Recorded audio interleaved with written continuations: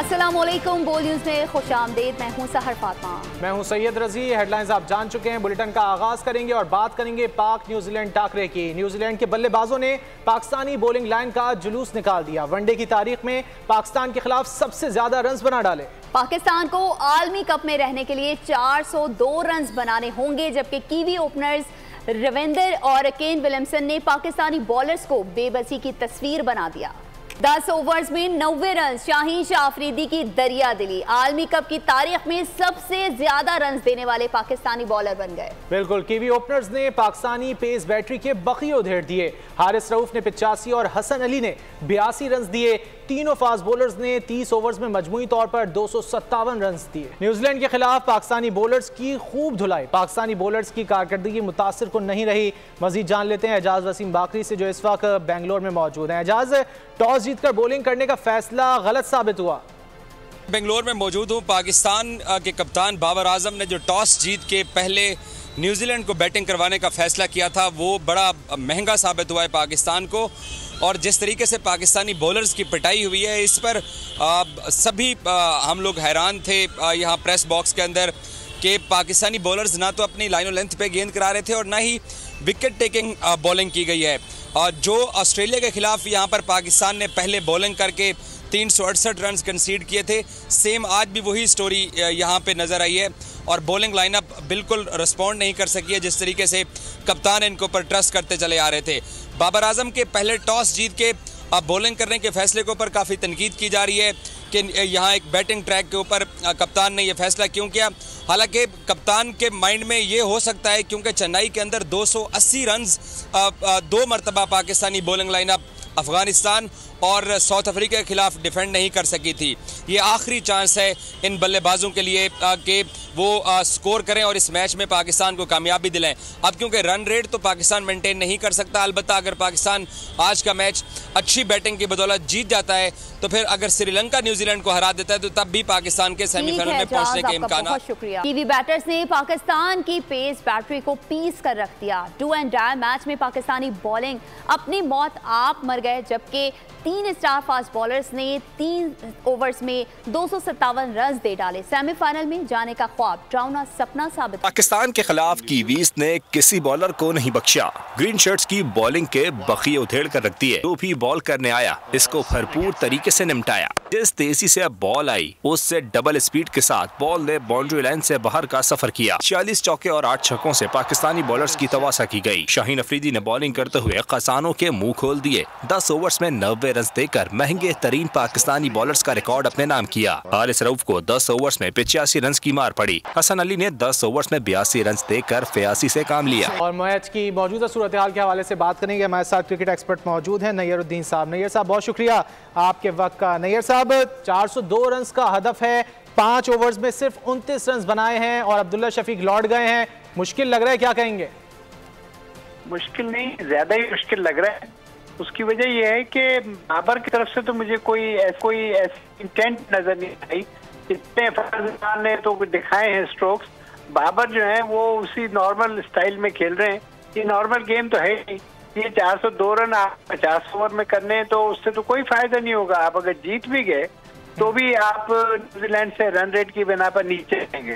तो हमें तो जो प्लानिंग थी वो यही थी कि जी हमने इस मैच को ना सिर्फ जीतना है बल्कि न्यूजीलैंड से अपना रन रेट ऊपर करना है। अब उस सारी गेम में आप देखें कि वो उसके लिए आपको तकरीबन अंडर 12 समय अगर आप ये मैच जीतें तब जाके आप न्यूजीलैंड से रन रेट में बेहतर होते हैं, और उसके मुझे कोई आसार नजर नहीं आ रहे। फॉर दैट पाकिस्तान का जिसे समझे ना कि आज वर्ल्ड कप का सफर मुकम्मल होता नजर आ रहा है। अच्छा नैयर साहब, आप क्या समझते हैं पाकिस्तान के जो बॉलर्स की जानिब से कारकर्दगी दिखाई गई और ख़ासतौर पर शाहीन शाह ने जिस तरह की बॉलिंग करी आज के मैच में, उस पर क्या कहेंगे? वो अभी रिसेंटली नंबर 1 पर आए रैंकिंग्स में। देखिए, रैंकिंग का कोई फायदा नहीं है जब आप इम्पैक्ट अगर बॉलर नहीं है या इम्पैक्ट बैट्समैन नहीं है, उस रैंकिंग का क्या फायदा। आप ये देखें कि जान मारी का ये आलम है, जो कैच लिया है उसने इस वक्त विलियमसन ने, वो उल्टा दौड़ रहा था। यानी बिल्कुल ऐसा लग रहा है कि न्यूजीलैंड की जानिब से जिस तरह की जान मारी जा रही, पाकिस्तानी खिलाड़ी उस तरह नहीं खेल रहा है। बहुत शुक्रिया नैयर साहब, आपने वक्त निकाला हमसे गुफ्तगू। कीवीज के बैटर्स ने पाकिस्तानी बॉलिंग लाइन को तहस नहस कर दिया। ग्रीन शर्ट्स के खिलाफ वर्ल्ड कप का सबसे बड़ा स्कोर बना दिया। शायकीन पाकिस्तान की उम्मीदें दम तोड़ने लगी हैं। कहते हैं इतना बड़ा स्कोर कैसे पूरा करेंगे। हमारी अच्छी है, दुनिया का नंबर 1 बॉलर है शहनशाह अफरीदी, उसको देखो एक एक ओवर में 4-4 चौके लग रहे हैं। किस वजह से? आखिर कोई वजह है ना। 401 रन इन्होंने कहाँ करना है, इन्होंने बस हमें दिलासा देना कि हम करेंगे, लेकिन ये करते नहीं है। यही कह रहे हैं कि नहीं हम करके दिखाएंगे, स्कोर खाई जा रहे हैं लेकिन करते तो नहीं है। फर्स्ट टाइम बैटिंग विकेट और सेकंड टाइम ये कह रहे हैं कि जी मुश्किल हो जाती है, विकेट चेंज हो जाता है। कभी इस तरह हुआ नहीं है, मौसम का हो थोड़ा सा चेंजिंग तो फिर होता है, अदरवाइज नहीं होता। तो ये 400 का स्कोर तो बिल्कुल समझ से बाला तरह कि इनसे बनेगा कि नहीं, क्योंकि हमारे जो बैट्समैन है बाबर आजम है, रिजवान है और जितने भी हमारा मिडिल ऑर्डर है, ये सारा बहुत कमज़ोर जा रहे हैं। हमने पिछले मैचेस देख लिए हैं। ये हमें जो है ना नहीं जीतने देंगे। वर्ल्ड कप हमारे लिए मुश्किल हो गया जीतना। पॉसिबल है, कर सकते हैं, अगर सच्चाई करें तो कर सकते हैं। स्कोर कुछ भी नहीं है, 402 रन। अभी ओपनर लग गए पाकिस्तान के तो जीत सकती है, मगर हमारे को चांस मुश्किल लग रहा है। इन्होंने बहुत गलती करके टॉस जीत के उनको बैटिंग दी। बढ़ेंगे दीगर खबरों की जानिब। मियांवाली में एयरफोर्स ट्रेनिंग बेस पर दहशतगर्दों का हमला नाकाम बना दिया गया। 9 हमला आवर जहन्नुम वासिल कर दिए गए। ISPR के मुताबिक पाक फजाइया के दिफाई असासों को दहशतगर्दों के हमले में नुकसान नहीं पहुंचा। हमले से 3 गैर फाल तैयारे मुतासर हुए। दहशतगर्दों के खिलाफ मौसर और बरवक्त कार्रवाई से दुश्मन की बड़ी साजिश नाकाम हो गई। पाक अफवाज मुल्की दिफा के लिए हमा वक्त चौकस। एयरफोर्स ट्रेनिंग बेस पर दहशतगर्दों का हमला नाकाम, 9 हमलावर जहन्नुम वासिल। ISPR के मुताबिक हमला सुबह सवेरे किया गया, तहम फौजी जवानों ने बर वक्त जवाबी कार्रवाई की। 3 दहशतगर्दों को एयरबेस में दाखिले से कबल ही हलाक कर दिया गया। एयरबेस से मुहलिका इलाके में मौजूद बाकी दहशतगर्दों की नकलो हरकत महदूद करके इन्हें घेर लिया गया। पाक फौज के जवानों ने क्लियरेंस ऑपरेशन के दौरान दहशतगर्दों का भरपूर मुकाबला किया। मुकाबले के दौरान मजीद 6 दहशतगर्द जहन्नुम वासिल हुए। ISPR के मुताबिक पाक फजाइया के किसी ऑपरेशनल असासे को दहशतगर्दों के हमले में नुकसान नहीं पहुंचा। कार्रवाई के दौरान पहले से मतरूक करार देकर पेस आउट किए जाने वाले 3 तैयारे मुतासर हुए। ISPR ने कहा दहशतगर्दी के खिलाफ ये फौरी और मौसर कार्रवाई अमन दुश्मनों के लिए वाज़ेह पैगाम है। और इसी हवाले से बात कर लेते हैं। हमारे साथ मौजूद हैं इस्तेहकाम पाकिस्तान पार्टी के रहनुमा महमूद मौलवी साहब। मौलवी साहब बहुत शुक्रिया आपके वक्त का। क्या कहेंगे, बर वक्त कार्रवाई की गई सिक्योरिटी फोर्सेस की जानिब से और दहशतगर्दों के अज़ाइम को खाक में मिला दिया गया। तो बड़ी खुशाइन बात ये कि दहशतगर्दों के अज़ाइम को जो है पूरा नहीं कर सके और पाक हमारे जो पाक फौज और जो एयरफोर्स है वो हमेशा से जो है अटेंटिव रही है। और ये चीजें जो है मेरे ख्याल से दुश्मन को ये अब सीख लेना चाहिए कि वो हमारे यहाँ अंदर आ नहीं सकते। और अगर बदकिस्मती से ये दहशतगर्द जो है आ गए थे तो हमने उनको अंजाम तक पहुंचा दिया। अब मेरा सवाल ये है कि अगर इन दहशतगर्दों को, ये तो शुक्र है कि हम इन सबको हमने जो है कब्र तक पहुंचा दिया, अगर ये जिंदा होते कि हम इनको सिविल कोर्ट्स में चलाते। मेरा जवाब ये है आज, जो मैं पहले भी कहता था कि जी अगर सिविलियन कोई आता है इसमें तो उसको हम कहाँ चलाएंगे, हमको उसको आर्मी कोर्ट्स में चलाना चाहिए। ये है मेरा इशू, ये जो मैं पहले भी कहता था, जो लोग इसके ऊपर ध्यान नहीं देते। मैं सुप्रीम कोर्ट से दरखास्त करता हूँ खुदारा इन चीजों को सोचें कि अगर ऐसे दहशतगर्दी हो और ऐसे दहशतगर्द पकड़े जाएं तो हम उनको उनका जो सजा उनको कहाँ देंगे, सिविल कोर्ट्स में दें, सालों लगा दें, या मिलिट्री कोर्ट्स की जरूरत है। एक चीज। दूसरी चीज, वो लोग जो कि ट्विटर के ऊपर मुल्क के साथ दुश्मनी कर रहे हैं, वो पाकिस्तानी जो कि डैमेज करने की कोशिश कर रहे हैं और ये बता रहे हैं कि जी वो ऐसे हो गया और इतने जो है हवाई जहाज डैमेज हुए। खुदारा तुम पाकिस्तानी हो, तुम दुश्मन का साथ देके अपने मुल्क को तबाह करने की कोशिश ना करो। ये ट्विटर के ऊपर खेल खेल के ट्विटर और फेसबुक पे आप लोग अपने आप के लिए भी जहन्नम जो है तजवीज़ कर रहे हो खुद लोग। महमूद साहब, आप समझते हैं कि ये जो जिस तरह का प्रोपेगेंडा किया जा रहा है इसके पीछे गैर मुल्की अनासर भी हो सकते हैं? देखिए, इसके पीछे गैर मुल्की है मगर कारिंदे तो हमारे मुल्क के लोग बन रहे हैं ना। देखिए ना, जो ट्विटर के ऊपर और जो फेसबुक पे कर रहे हैं वो तो हमारे मुल्क के लोग हैं, कुछ पैसों के लिए, कुछ जिसको बोलते हैं रुपयों के लिए। अगर वो हम ही को डैमेज कर रहे हैं और हमारे फौज के खिलाफ बात कर रहे हैं तो उनको हम क्या कहेंगे? सही इस्तेहकाम में पाकिस्तान पार्टी के रहनुमा महमूद मौजूद थे, बहुत शुक्रिया आपके वक्त का। इसी हवाले से बात कर लेते हैं, हमारे साथ मौजूद हैं ब्रिगेडियर रिटायर्ड राशिद साहब। राशिद साहब, आप क्या कहेंगे, बड़ी बरवक्त कार्रवाई की गई सिक्योरिटी फोर्सेस की जानिब से और दहशतगर्दों को जहन्नुम वासिल कर दिया गया? जी, ये एक दहशतगर्दी के खिलाफ जो जंग है ये उसका तसलसल है और ये इस चीज़ का इंडिकेट करता है कि जो लॉ इन्फोर्समेंट एजेंसीज हैं वो पूरी तरह मुतहर्रिक हैं, अलर्ट हैं और उनको तो मालूम है कि ये पिछले 6 महीने से जो लहर आई हुई है ये इस वजह से भी है कि उस दहशतगर्दी का जो पूरा नेटवर्क है इसके खिलाफ एक कैंपेन का आगाज हो चुका है और लगातार इनके खिलाफ इंटेलिजेंस बेस्ड ऑपरेशंस हो रहे हैं और पूरी ये जो बेल्ट है साउथ वज़ीरिस्तान से लेकर मियाँ वाली, यहाँ पे जो अफगानिस्तान से क्रॉस बॉर्डर टेररिज्म था वो ज़्यादा हो रहा था और उसको भी जब अभी तारकीन वतन को निकालने की मुहिम शुरू हुई तो उनमें से कुछ अवामिल ऐसे ज़रूर होंगे जो इनके सेल में से यहाँ जाके बना लेते हैं और इससे उनको दहशतगर्दी के नेटवर्क में मदद मिलती है। तो उसका भी एक एलिमेंट हो सकता है कि लास्ट गैस अटेम्प्ट हो इन अनासर की कि जो हुकूमत और स्टेट की विजिबल सिंबल्स हैं अब ये हार्ड टारगेट्स की तरफ जा रहे हैं और ये डेस्परेट होने की निशानी होता है क्योंकि ये मेरा ख्याल है कि अब उनको मालूम हो गया है कि स्टेट इतनी सीरियस है कि अपनी सरजमीन पे उनका वजूद बर्दाश्त नहीं करेगी और कामयाबियां चूंकि स्टेट को मिल रही हैं, बहुत सी चीज़ें मीडिया में नहीं दिखाई जाती, रोज़ाना ऑपरेशन हो रहे हैं, रोज़ाना ये हमारी जो आर्मी, रेंजर्स, पुलिस ये उनसे नंबर आजमा है और इस वजह से भी ये बौखलाहट का शिकार हैं और फिर जिनके जो बैरूनी हैंडलर्स हैं उनको भी ये बौखलाहट हो गई है क्योंकि वो देख रहे हैं कि इनका शिराजा बिखर रहा है तो वो डेस्परेशन में इनको मजीद उकसा के एक किस्म का ये सुइसाइडल एक्टिविटीज़ में अब इनको डाल रहे हैं क्योंकि हार्ड टारगेट्स पे जब अटैक करेंगे तो लामहला उनका अपना ज़्यादा नुकसान होगा। मगर इस सिचुएशन में ज़रूरत इस अमर की है कि मीडिया, एकेडेमिया, थिंक टैंक्स और एंटायर सोसाइटी जो है ना ये इस पूरी एफर्ट की मुआवनत करे और जो इनके सहूलतकार छुपे बैठे हैं चाहे वो किसी भी शोबे से उनका ताल्लुक हो तो उनका ब्लफ कॉल आउट करें और स्टेट को अपने रिजॉल्व के साथ इस पूरी कैंपेन को जारी रखना चाहिए। और इसमें हमने देखा है कि मियाँ वाली में भी जो अटैक हुआ है उसको पसपा कर दिया गया है, कोई वो ज़्यादा नुकसान नहीं कर सके और ना ही कर पाएंगे क्योंकि इनकी जो कार्रवाइयाँ हैं उसका मकसद यही है कि इसमें लेकिन वो अपनी कार्रवाइयों में कामयाब नहीं हो रहे। सिक्योरिटी फोर्सेस की जानिब से बरवक्त कार्रवाई की गई। बहुत शुक्रिया। ब्रिगेडियर रिटायर्ड राशिद जंजुआ साहब हमारे साथ मौजूद थे।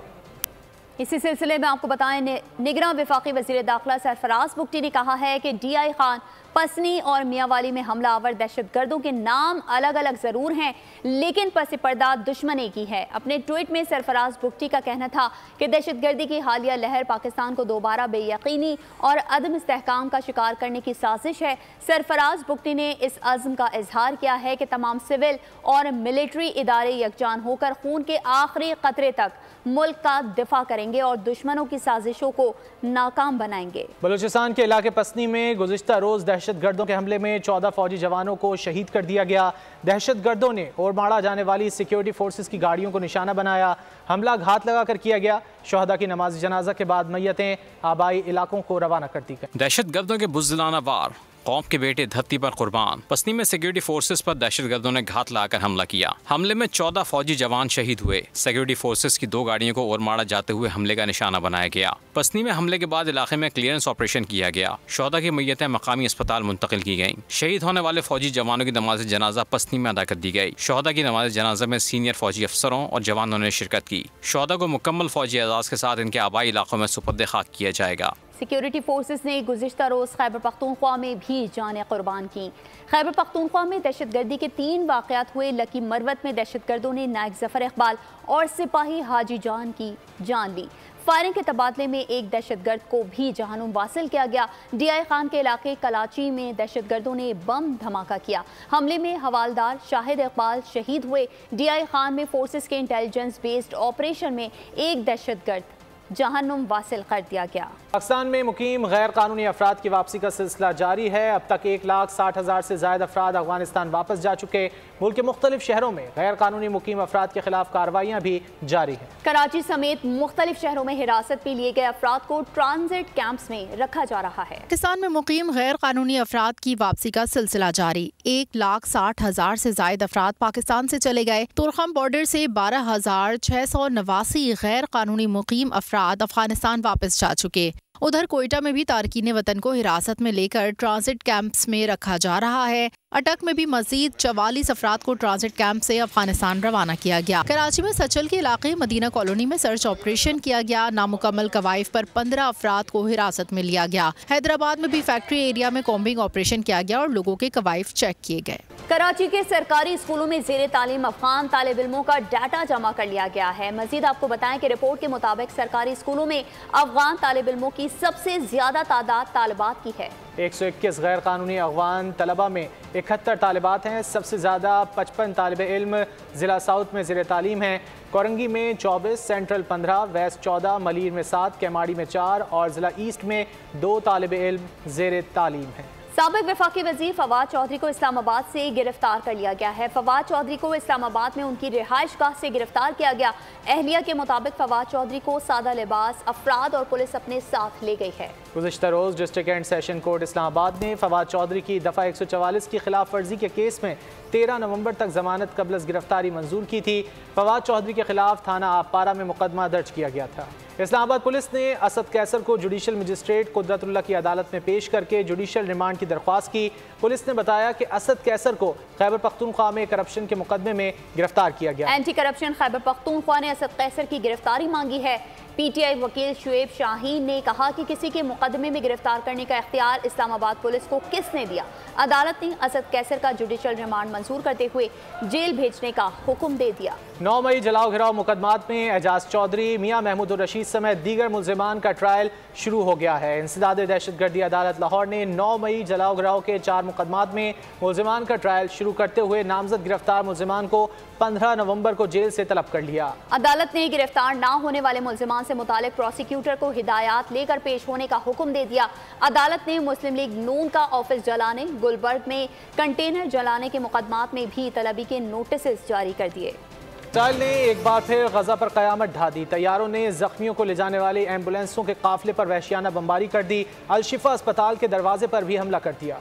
कार्रवाइयों में 100 से ज्यादा निहत्थे फलस्तीनी शहीद हो गए, जबकि दर्जनों जख्मी हुए। शहादतों की मजमूई तादाद 9,227 हो गई। गजा की सड़क पर इंसानियत का कत्लेआम, एम्बुलेंसों के काफिले पर इसराइल की वहशियाना बमबारी, अल-शिफा अस्पताल के दरवाजे पर भी मिसाइल बरसा दिए। 100 से ज्यादा निहत्थे फलस्तीनी शहीद, दर्जनों जख्मी हुए। शहादतों की मजमूई तादाद 9,227 हो गई। हमलों में 25,000 से ज्यादा शहरी जख्मी हुए। हुक्काम के मुताबिक हमले का निशाना बनने वाली एम्बुलेंसें जख्मियों को लेकर मिस्र जा रही थीं। इसराइली हुक्काम ने एम्बुलेंसेस पर हमले को जायज करार दे दिया। ढटाई से कहा निशाना बनने वाली गाड़ियां हमास के सेर इस्तेमाल थीं। गजा के स्कूल पर वहशियाना बमबारी में 20 अफराद शहीद हो गए। मगरबी गजा में अल नसर, जबालिया, बैतुल हुनून, अतरा पर बारूद बरसा दिया गया। शुमाल में बैतुल हया और गजा शहर के अल फतह मोहल्ले पर भी बेरहमाना बमबारी की गई। खान यूनस में घर पर हमले में एक ही खानदान के 5 अफराद जाम शहादत नोश कर गए। मगरबी किनारे में हमलों में शहादतों की मजमूई तादाद 135 हो गई। इसराइली फौजियों ने नाबलस, जनैन, बैतुल हम और हेब्रोन को निशाना बनाया। इसराइली फौज ने मगरबी किनारे में कार्रवाई में 8 अफराद गिरफ्तार कर लिए। अमरीकी वजीर खारजा एंटनी ब्लिंकन का मिशन नाकाम हो गया। खून के प्यासे नेतन्याहू ने अमन की कोशिशों का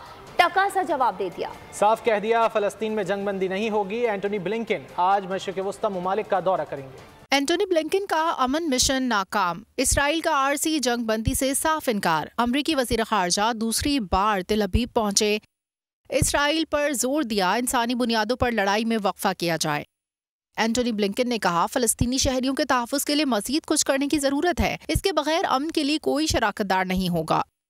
जंग में कोई दूसरा या तीसरा महाज नहीं खुलना चाहिए। एंटनी ब्लिंकन की नसीहतें इंसानियत के दुश्मन नेतन्याहू पर असर न कर सकीं। कहा जंगबंदी पेशकश में यरगमालियों की वापसी शामिल नहीं। पूरी कुव्वत से फौजी कार्रवाई आगे बढ़ाते रहेंगे। एंटोनी ब्लिंकन अमन मिशन के अगले मरहले में आज मशरिक़ वुस्ता ममालिक का दौरा करेंगे। सऊदी अरब, UAE, उर्दन, मिस्र और कतर के वज़राए ख़ारजा से मुलाकातें मुतवक्की हैं। गजा में एम्बुलेंस के काफिले पर हमले से खौफजदा हूँ। सेक्रेटरी जनरल अक़वाम मुत्तहिदा एंटोनियो गुतेरेस का इसराइली हमले पर इजहार मज़म्मत। कहा, गजा में अल-शिफा अस्पताल के करीब सड़कों पर लाशों की तस्वीर हौलनाक हैं। मजीद कहा कि अस्पताल के सामने एम्बुलेंस पर हमले से दहशत ज़दा हो गया हूँ। अक़वाम मुत्तहिदा के सेक्रेटरी जनरल का कहना है कि गजा में जारी जंग रुकनी चाहिए। मज़लूम फ़लस्तीनियों का लहू पुकारने लगा। अमरीकी वज़ीर ख़ारजा एंटोनी ब्लिंकन के खिताब के दौरान मुजाहिरीन ने अमरीका से इसराइल की पुश्त पनाही ख़त्म करने, गजा में जंग बंदी और मज़लूम फ़लस्तीनियों का कत्लेआम बंद करने का मुतालबा कर दिया। बमों की आवाज़, बारूद की बू बहादुर फ़लस्तीनी बच्चों को खौफज़दा नहीं कर सकी। तबाहशुदा मलबे पर बैठे फ़लस्तीनी बच्चे ड्राइंग बनाने में मसरूफ़। नन्ही कलियाँ एक्टिविटी के साथ हंसती मुस्कुराती रहीं। और अब कुछ दीगर खबरें। कराची में नशे के आदी अफराद के कत्ल के पुरस्कार वाक़यात। अक्टूबर में 3 नशइयों को मौत के घाट उतार दिया गया। 2 अफराद गोली मारी गई। एक शख्स तेजधार आले के वार से कत्ल किया गया। पुलिस अंधे कत्ल की वारदातों का सुराग लगाने में नाकाम है। आगे बढ़ें और खबर दें आपको कि सिंध में फ्लू वायरस वबाई शक्ल इख्तियार कर गया। सिंध में 7 रोज़ में 16,000 से ज़्यादा केसेस सामने आ गए हैं। कराची में भी वाक़यात तेजी से बढ़ गए हैं। माहिरीन कहते हैं कुव्वत मुदाफ़ियत में बेहतरी लाकर वबा से बचना मुमकिन है। मज़ीद जानेंगे मरियम हसन की रिपोर्ट में। मौसम के अंगड़ाई कई बीमारियां साथ ले आई। कराची में इन्फ्लुएंजा वायरस वबाई शक्ल इख्तियार कर गया। नज़ला, खांसी, बुखार, डायरिया और जिस्म में शदीद दर्द वायरस की इब्तदाई अलामात। 7 रोज में सिंध में 16,900 से जायद केसेस सामने आ गए। 5 साल से कम उम्र के 12,600 से जायद बच्चे मुतासर हुए। कौमी इदारा सेहत ने रिपोर्ट में तस्दीक कर दी। माहिरीन सेहत कहते हैं कुव्वत मुदाफ़ियत में कमी मौसमी बीमारियों की बड़ी वजह है। लोगों की कुव्वत मुदाफ़ियत कम है और कुव्वत मुदाफ़ियत कम क्यों है, उसकी वजह यह है कि हम प्रॉपर हमारी ग़िज़ा नहीं है और हम खाते हैं जंक फूड्स। हमें चाहिए कि हम इस मौसम में सब्ज़ी, दाल, मछली, अंडा, दूध, फ्रेश फ्रूट्स है, ड्राई फ्रूट्स है और बच्चों को भी हम ये समझाएं कि इस तरह की ग़िज़ा का इस्तेमाल करें। माहिरीन के मुताबिक इन्फ्लुएंजा वायरस आमतौर पर 7 रोज में कमजोर हो जाता है। बच्चे और बुजुर्ग एहतियात न करें तो उन्हें नमूनिया का खतरा रहता है, जो कि जानलेवा साबित हो सकता है। मरियम हसन, बोल न्यूज, कराची। और अब जिक्र IMF से मुज़ाकरात का। IMF ने हुकूमत से जून 2024 तक 70 अरब रुपए महसूलात जमा करने का प्लान मांग लिया। टैक्स नेट में शामिल 10 लाख नए टैक्स दहिंदगान की तफसीलात भी तलब कर ली गई। IMF ने टैक्स महसूलात में किसी किस्म का शॉर्टफॉल भी कबूल करने से इनकार कर दिया। IMF ने अगली किस्त के लिए अपनी शराइत सख्त कर दी। जून 2024 तक 6,670 अरब रुपए महसूलात जमा कैसे होंगे? IMF ने प्लान मांग लिया। तमाम सेक्टर के महसूलात रिपोर्ट तलब कर ली। ज़राए का कहना है कि IMF ने टैक्स वसूली में किसी किस्म का शॉर्टफॉल कबूल करने से इनकार कर दिया है। हुकूमत ने टैक्स नेट में शामिल 10 लाख नए टैक्स दहिंदगान की तफसीलात IMF को शेयर कर दी। 49 लाख टैक्स दहिंदगान की तादाद 1 करोड़ तक ले जाने पर भी तबादला ख्याल किया गया। FBR IMF के मुतालबात से मुताल्लिक रिपोर्ट पीर को पेश करेगा। वहाब शहीद पोलो ग्राउंड का गिलगित बल्तिस्तान में इफ्तिताह। पाक फौज के ज़ेर एहतिमाम गिलगित बल्तिस्तान में पहले पोलो ग्राउंड की तकमील हुई। पोलो ग्राउंड को मेजर वहाब शहीद के नाम से मंसूब किया गया। यहाँ शामिल करेंगे अफसोसनाक खबर, जहाँ मगरबी नेपाल में 6.4 शिद्दत के ज़लज़ले ने तबाही मचा दी।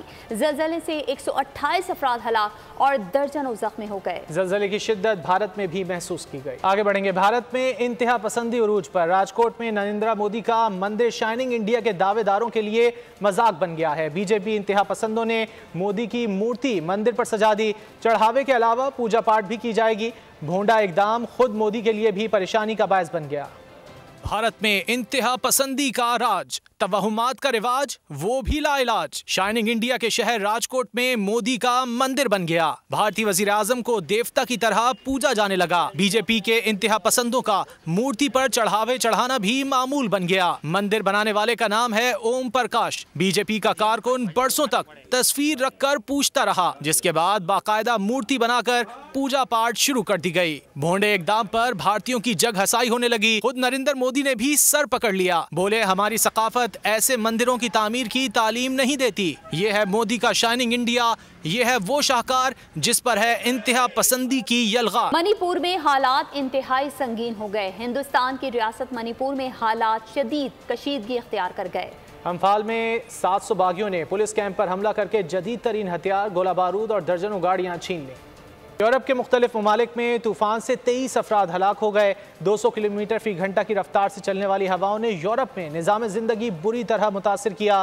तूफान से बेल्जियम में 3, फ्रांस में 10, हॉलैंड में 2, जर्मनी में 6, इटली में 1 और स्पेन में 1 शख्स हलाक हुआ। हॉलैंड, स्पेन और बरतानिया समेत यूरोप भर में सैकड़ों परवाजें भी मनसूख कर दी गईं। आगे बढ़ते हैं। टैक्स की अदम अदायगी भारी पड़ गई। मारूफ गुलकार राहत फ़तेह अली खान की अमरीका वीज़े की दरख्वास्त मुस्तरद। राहत फ़तेह अली को 16 नवंबर को ह्यूस्टन में परफॉर्म करना था।